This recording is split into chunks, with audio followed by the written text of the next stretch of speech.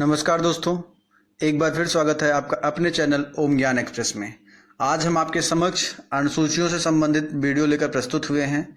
जैसा कि आप सभी को मालूम ही होगा कि जब भारतीय संविधान बनकर तैयार हुआ था तो उसमें मूल संविधान में मुख्यतः 8 अनुसूचियाँ थी, अपितु वर्तमान में अनुसूचियों की संख्या 12 हो गई है, जिनका संक्षिप्त विवरण निम्नवत है। पहली अनुसूची राज्य और संघ राज्य क्षेत्र से संबंधित है। राज्यों की संख्या 28 है दोस्तों।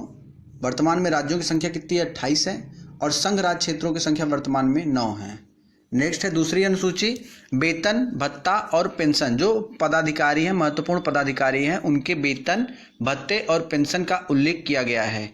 तीसरे में महत्वपूर्ण पदाधिकारियों को लिए जाने वाली शपथ का प्रारूप दिया गया है तीसरी अनुसूची में। चौथी अनुसूची में राज्यसभा के प्राप्त प्रतिनिधित्व का विवरण है। राज्यसभा में प्राप्त प्रतिनिधित्व का विवरण चौथी अनुसूची में है। और पांचवी अनुसूची में अनुसूचित क्षेत्र, अनुसूचित जनजाति का प्रावधान व नियंत्रण किया गया है। छठी अनुसूची में असम, मेघालय, त्रिपुरा, मिजोरम के जनजातियों का प्रशासन से संबंधित छठी अनुसूची है। सातवीं अनुसूची में संघ और राज्यों के मध्य शक्तियों का विभाजन है। नेक्स्ट है आठवीं अनुसूची। आठवीं अनुसूची में भाषाओं का उल्लेख किया गया है। जब हमारा संविधान बनकर तैयार हुआ था तो उसमें मूल रूप से 14 भाषाओं का उल्लेख किया गया था, अपितु वर्तमान में 22 भाषाएं हैं। नेक्स्ट है नौवीं अनुसूची। कुछ अधिनियम और विनियमों के विधिमान्यीकरण का उपबंध है। विधि के अनुसार जो भी अधिनियम है, कुछ अधिनियम और विनियम जो है विधिमान्यीकरण का उपबंध किया गया 9वीं अनुसूची में। और 10वीं अनुसूची दोस्तों दल बदल से संबंधित है।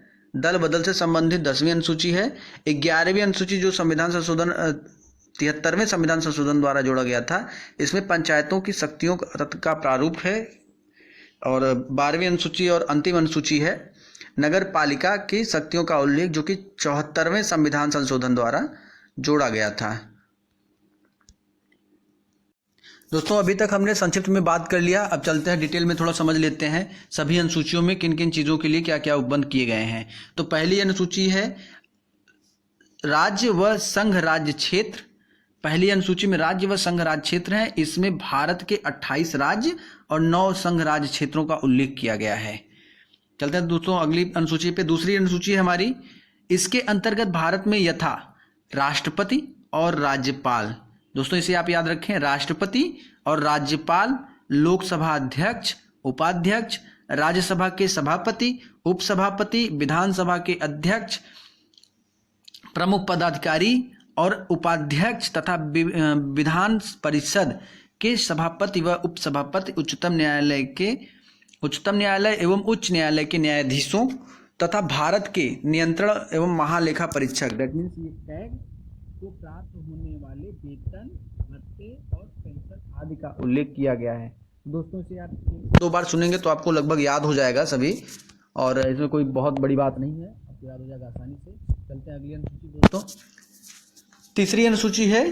तीसरी अनुसूची जो कि शपथ एवं प्रतिज्ञा का प्रारूप इसमें दिया गया है। इसके तहत संसद के सदस्यों व संघ मंत्रियों, उच्चतम न्यायालय तथा उच्च न्यायालय के न्यायाधीशों, राज्य विधानमंडल के सदस्य एवं मंत्रियों तथा भारत के नियंत्रक एवं महालेखा परीक्षक को दिलाए जाने वाले शपथ का प्रारूप दिया गया है। ज्ञातव्य है कि अनुच्छेद 60 के तहत राष्ट्रपति द्वारा, अनुच्छेद 69 के तहत उपराष्ट्रपति द्वारा तथा अनुच्छेद 159 के तहत राज्यपाल द्वारा ली जाने वाली शपथ का प्रारूप दिया गया है। इसे दोस्तों आप याद रखें, ये बहुत ही इंपॉर्टेंट है। अनुच्छेद 60 के तहत राष्ट्रपति शपथ लेता है, अनुच्छेद 69 के प्रति 69 के प्रति उपराष्ट्रपति शपथ लेता है, और अनुच्छेद 159 के प्रति ये राज्य का राज्यपाल शपथ ग्रहण करता है। नेक्स्ट है दोस्तों चौथी अनुसूची। चौथी अनुसूची क्या है? इसके अंतर्गत भारत के सभी 29 राज्य तथा 2 संघ राज्य क्षेत्र। अब संघ राज्य क्षेत्र कौन कौन से हैं? 2, दिल्ली और पांडिचेरी के राज्यसभा के प्राप्त प्रतिनिधित्व का विवरण दिया जाता है।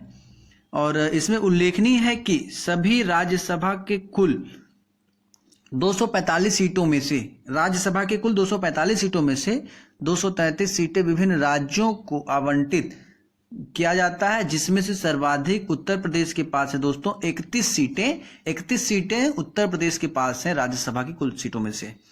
अगले पे चलते हैं दोस्तों। नेक्स्ट है पांचवी अनुसूची। पांचवी अनुसूची क्या है? इसमें अनुसूचित क्षेत्र और अनुसूचित जनजाति का प्रशासन व नियंत्रण के बारे में उपबंध किया गया है। तो किसके लिए? अनुसूचित क्षेत्र और अनुसूचित जनजातियों के प्रशासन के लिए नियंत्रण इसमें किया गया है। अगली है छठी अनुसूची। इसके तहत, इसे आप याद रखें दोस्तों, कौन कौन से राज्य है पूछा जाता है, ये क्वेश्चन बहुत ही ज्यादा बार पूछा जाता है। तो छठी अनुसूची में असम, मेघालय, त्रिपुरा और मिजोरम के जनजाति के प्रशासन के बारे में उपबंध किया गया है। असम, मेघालय, त्रिपुरा और मिजोरम के जनजाति क्षेत्रों के बारे में प्रशासन का उपबंध किया गया है। अगली है दोस्तों सातवीं अनुसूची। सातवीं अनुसूची चलते हैं, जिसमें संघ और राज्य के मध्य शक्तियों का विभाजन किया गया है। संघ और राज्य के मध्य शक्तियों के विभाजन के बारे में सातवीं अनुसूची दी गई है।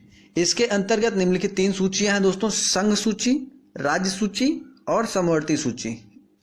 सातवीं अनुसूची में 3 सूची आती है दोस्तों: संघ सूची, राज्य सूची और समवर्ती सूची।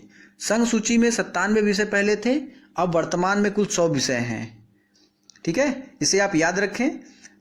संघ सूची में 97 विषय पहले थे, अब इसमें वर्तमान में 100 विषय का उल्लेख किया गया है, जिस पर विधि बनाने का अधिकार केवल संघ को है। अगर इस पर विधि बनाई जाती है तो विधि केवल संघ बना सकती है।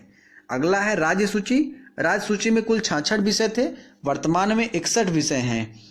अब इसमें क्या होगा दोस्तों? इसमें जो विधि बनेगी वो राज्य सरकार द्वारा बनेगी, राज्य द्वारा विधि बनाई जाती है। अगली है दोस्तों समवर्ती सूची। समवर्ती सूची में कुल पहले 47 विषय हुआ करते थे, वर्तमान में 52 विषयों का उल्लेख किया गया है, जिन पर विधि बनाने का कार्य संघ और राज्य दोनों को है। इसे आप याद रखें। अगर संघ सूची आती है तो केवल संघ बनाएगी, राज्य सूची आती है तो केवल राज्य बनाएगी। अगर समवर्ती सूची आती है तो उसमें दोनों इसमें विधि बना सकते हैं। नेक्स्ट है दोस्तों 8वीं अनुसूची, जो कि भाषाओं से संबंधित है। तो 8वीं अनुसूची भाषाएं।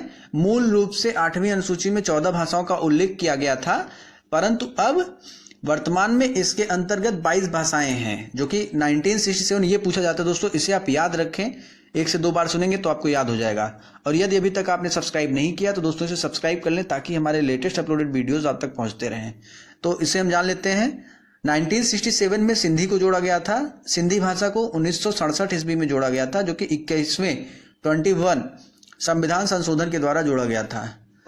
1992 में कोंकणी, नेपाली, मणिपुरी इसको जोड़ा गया था, जिसको हम शॉर्ट में KNM भी बोलते हैं दोस्तों, KNM भी बोलते हैं, जिसे 1992 में जोड़ा गया था 71वें संविधान संशोधन द्वारा।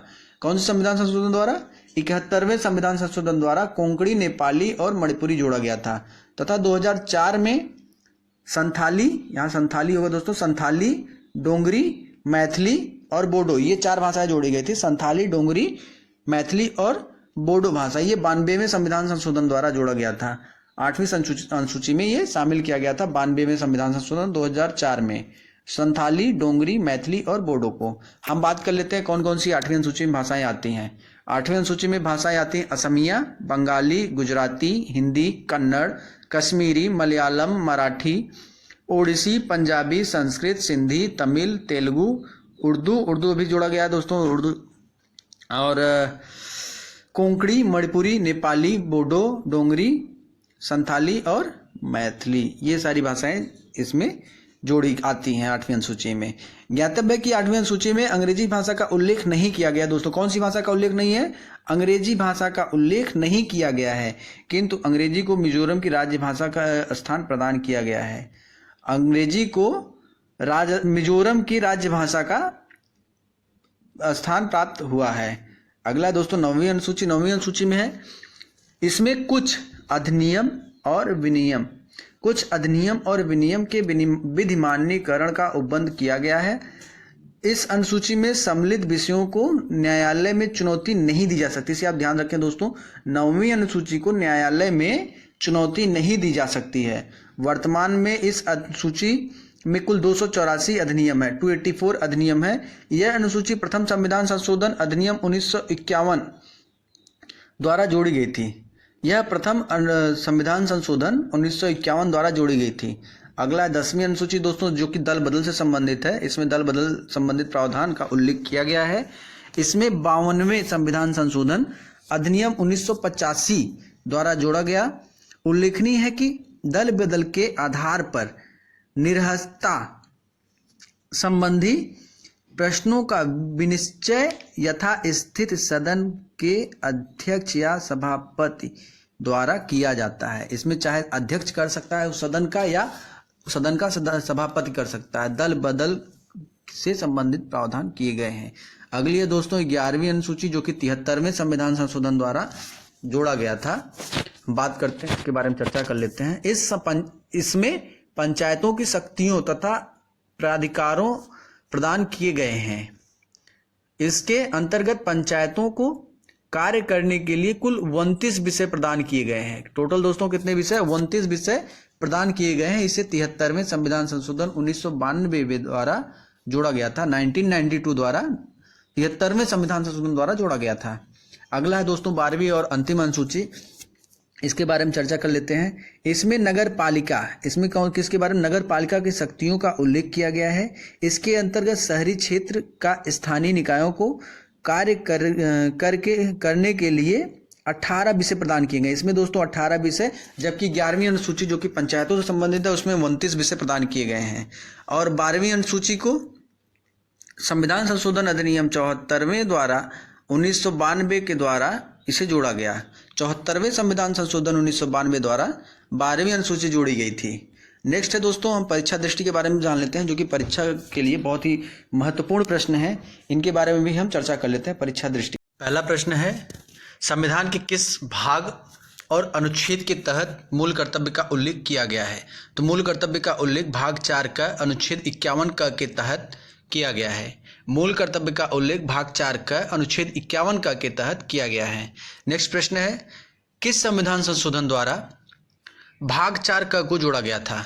तो 42वें संविधान संशोधन अधिनियम 1976 द्वारा संविधान में भाग 4 का को जोड़ा गया था। दोस्तों ये बहुत ही इंपॉर्टेंट प्रश्न है। नेक्स्ट प्रश्न है भाग 9 अनुच्छेद 243 से 243 र तक में भारत में पंचायतों के संबंध में प्रावधान किस संशोधन अधिनियम द्वारा जोड़ा गया? तो 73वें संविधान संशोधन अधिनियम 1992 द्वारा पंचायतों के संबंधित प्रावधान किया गया था भाग 9 में। नेक्स्ट है दोस्तों 74वां संविधान संशोधन अधिनियम द्वारा नगर पालिका के संबंध में प्रावधान किस भाग के तहत किया गया था? तो भाग 9 के तहत अनुच्छेद 243 से 243 या 6 तक किया गया था नगर पालिका से संबंधित प्रावधान। नेक्स्ट है किस संविधान संशोधन अधिनियम द्वारा संविधान के भाग 9 ख को जोड़ा गया था? तो 9 ख को 97वें संविधान संशोधन अधिनियम 2011 द्वारा जोड़ा गया था। नेक्स्ट है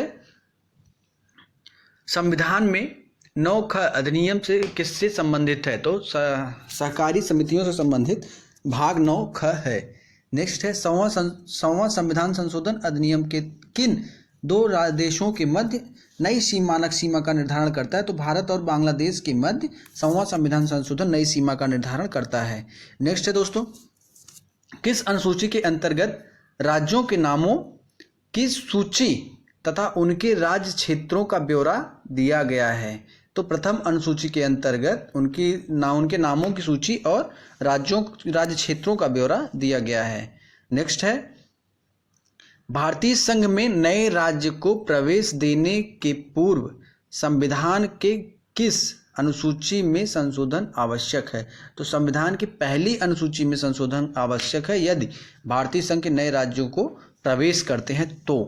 नेक्स्ट है राज्य भूमि सुधार अधिनियम के संवैधानिक सुरक्षा प्रदान करने हेतु उससे किस अनुसूची में शामिल किया जाता है? तो यह 9वीं अनुसूची में शामिल किया जाता है।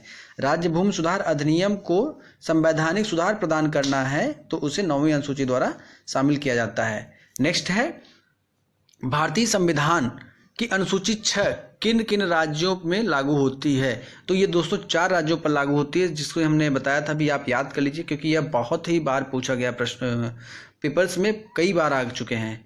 तो यह है असम, मेघालय, त्रिपुरा और मिजोरम, ये 4 राज्य हैं। इसी के साथ आज का वीडियो हमारा समाप्त होता है दोस्तों। जय हिंद दोस्तों।